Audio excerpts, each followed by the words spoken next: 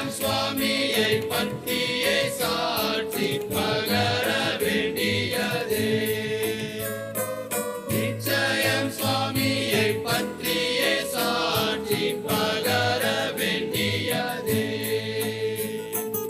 என்ன என் ஆனந்தம், என்ன என் ஆனந்தம் சொல்லக்கூடாதே. மன்னன் கிறிஸ்து என் பாவத்தை எல்லாம் மன்னித்த